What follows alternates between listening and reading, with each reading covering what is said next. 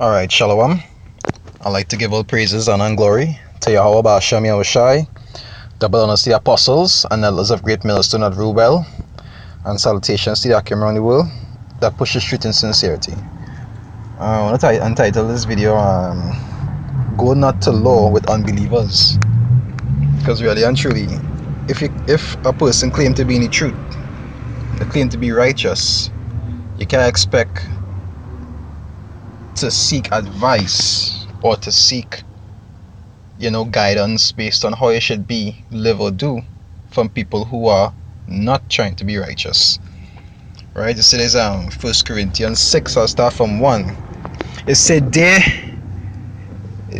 any of you, having a matter against another, go to law before the unjust and not before the saints? Because really and truly the unjust, not only do they not know the law, but they don't respect the law. They don't have a fear for the Most High, so really and truly, they don't really care about right and wrong. Most of the time you ask somebody who is classes in the world, if you ask them an opinion on something, they would not look towards what the Most High says right and wrong. They would give you their own personal view of what they find you should do, based on what they like and don't like. It said, Do ye not know that the saints shall judge the world? And if the world shall be judged by you, are ye unworthy to judge the smallest matters? You understand? Because the elect, the 144,000, will be judges over all Israel and the rest of the world also. So that is the kind of things that they would have to judge. So small matters like these that we just come across day by day is not really very difficult. You understand? It say, verse 3, it say, Know ye not that we shall judge angels? You see how much more things pertain to this life. So that is one of the reasons why the men of the Most High going through these things that we're going through right now. And one of the reasons why we are here, to be able to also practice judgment. That is why the Most High will even put us through certain situations as his men, to be able to understand from experience how certain judgment does work. And we had to execute that judgment righteously. Not only between other situations, but between ourselves also. So usually you'll see if a brother have a matter with another brother, he would go to somebody more knowledgeable in the word than him. If the two brothers have a dispute that they can be able to resolve with each other, they will go to somebody who is above them in the truth, who actually understand righteousness better. They wouldn't go to somebody in the world who don't even care about righteousness or even know what righteousness is. I'll go to verse 6, right? It say, But brother goeth to law with brother, and that before the unbelievers. Because that is something you're also not supposed to do. If you have a matter with a brother, you're supposed to be going and talk. If you have a matter with a brother, you're not supposed to be going and talk about it with somebody who in the world. Because that person not going and understand from a righteous point of view what that matter is. And the opinion they're going and give you, not going and be a righteous opinion. They're going and tell you something that they find that that person shouldn't do and so forth. You understand? They don't understand righteousness. So it even has certain things pertaining to the brotherhood or the truth you're not even supposed to be talking about with people who outside the truth. Because when they hear it, all they're going to do is give you advice against what you actually should do or shouldn't do. You understand? Because really and truly, according to the scriptures, those people are classed as blind because they cannot see the right way or the right thing to do.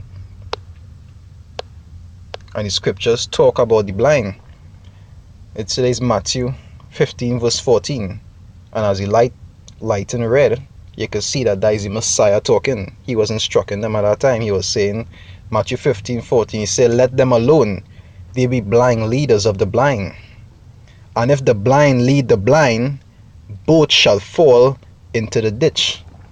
So that is to show you, if somebody who is blind or don't understand righteousness, and you asking them for advice, you would be following their same blind ways. And then when you commit the action, you will also have to fall into the same penalty.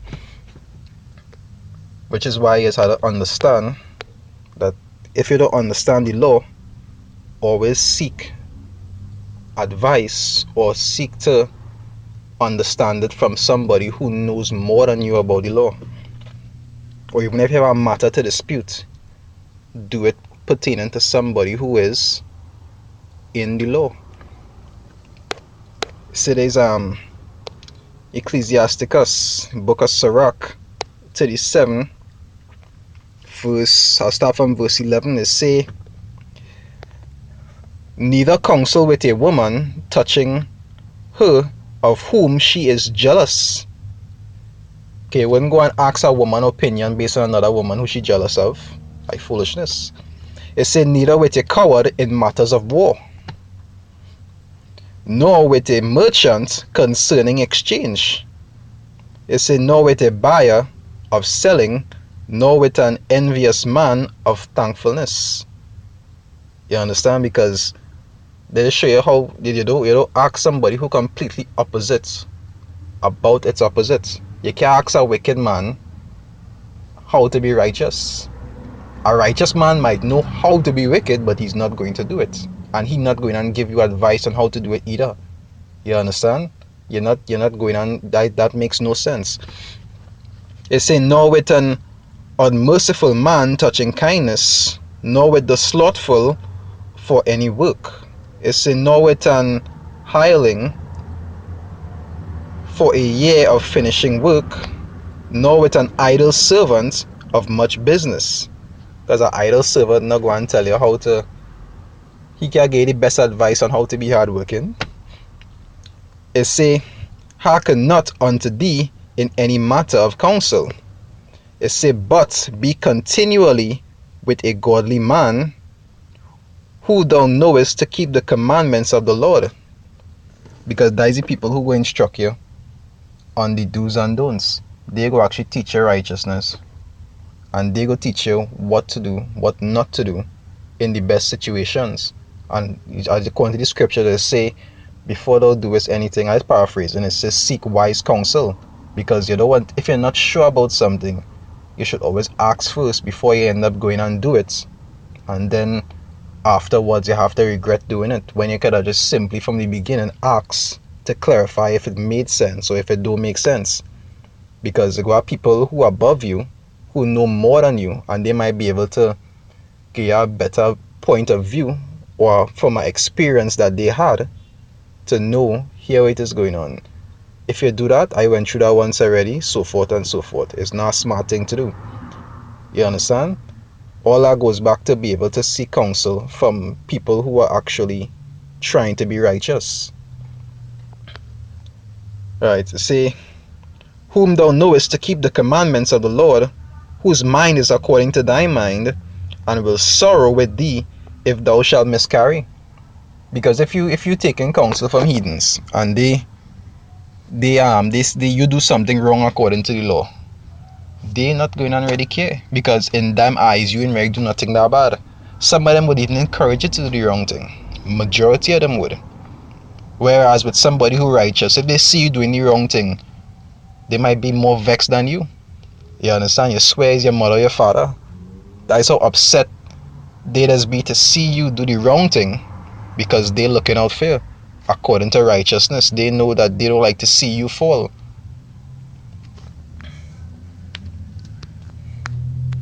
So there's Psalms 1, I'll start from 1. Right? I say, blessed is the man that walketh not in the counsel of the ungodly. And when you look at a counsel is something, it is debate to resolve a matter. You understand? Like, say if there's certain things going on in the world, you go have like a council in certain departments, and they go resolve what is the best way to go about doing something or to fix something, wherever the case may be. See, scriptures say, blessed is the man that walketh not in the counsel of the ungodly. Because ungodly people would not have a righteous counsel. They would not counsel you to do according to the Most High standard. They will counsel you to be according to your own standard or what they find. It said, nor standeth in the way of the sinners, nor sitteth in the seat of the scornful. It say, but his delight is in the law of the Lord, and in his law doth he meditate day and night. Because the law is your guide to righteousness. You understand? Like the Holy Scriptures say, how does a man cleanse his way? It say by taking heed to the word of the Most High. Just paraphrasing. You understand? So I used to show you how little it makes sense to actually look towards people of the world for advice on righteousness. I remember there's some video I was watching recently with the Matrix. I feel like I'll pull up that video. I like that video too bad. It's history. Yeah, I like this video too bad. This video said perfectly. The Matrix is a system. That system is our enemy. Now you see the Matrix is a system. Now that system, you see that the same thing that going on in the Matrix there is the same thing that is going with us out here. So the Matrix is a system, which is this system we live in here. And that system is our enemy. Because it have a fine line between righteousness and unrighteousness. You see, that system is our enemy, which means everybody who it is in the world who not according to the Most High, really and truly they are our enemy. Even if it mightn't be manifest right now, they are our enemy. Because every time a Jacob's trouble come,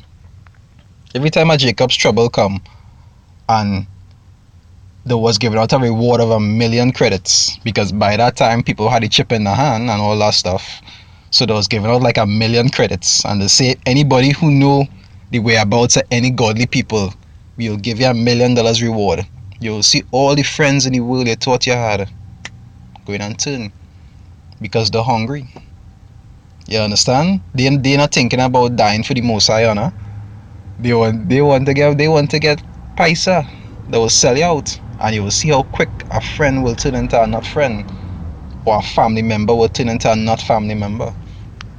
When you're inside, you look around, what do you see? Businessmen, teachers, lawyers, carpenters, the very minds of the people we are trying to save. But until we do, these people are still a part of that system, and that makes them our enemy. See, but until they are how they say in the Matrix, they say to free them. Because right now the people out here who we trying to wake up, right now they under lock and chains. Their mind locked up, and we trying to free them. But until one becomes free, comes to this side, they are a part of that system, and they are still our enemy. You have to understand, most of these people are not ready to be unplugged. And many of them are so inert, so hopelessly dependent on the system that they will fight to protect it. You see, they are so dependent on the system, they'll fight to protect it. That way you say if any man be a friend of the world, you're an enemy to the Most High, because the Most High hates the system. Were you listening to me, Neo? Or were you looking at the woman in the red dress? I was... Look again. Read it.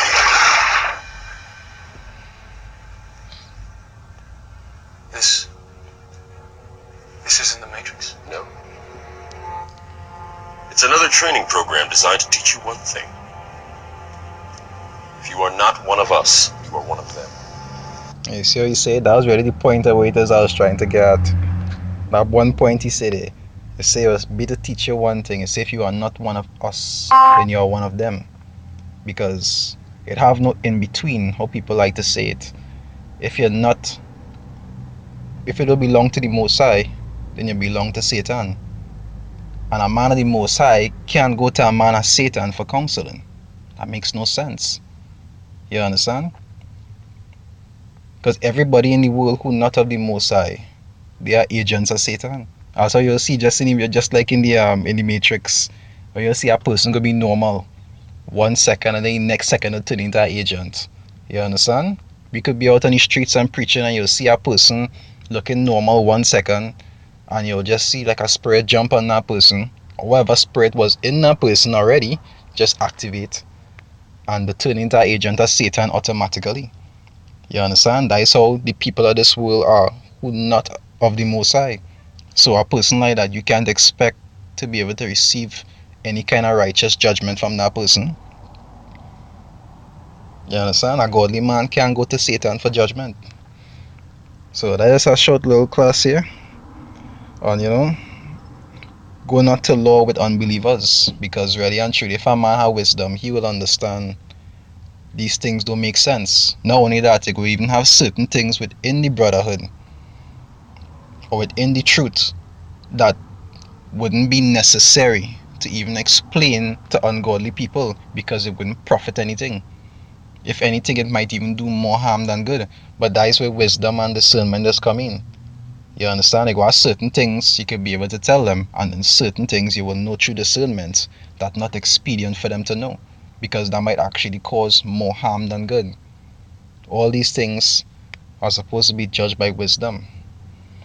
Anyway, with that, I'd like to give all praises and glory to Yahweh, Ba'asham, Yahushai, double honors the apostles and elders of Great Millstone and Rulewell, and salutations to the Akim around the world that push the truth in sincerity. Shalom.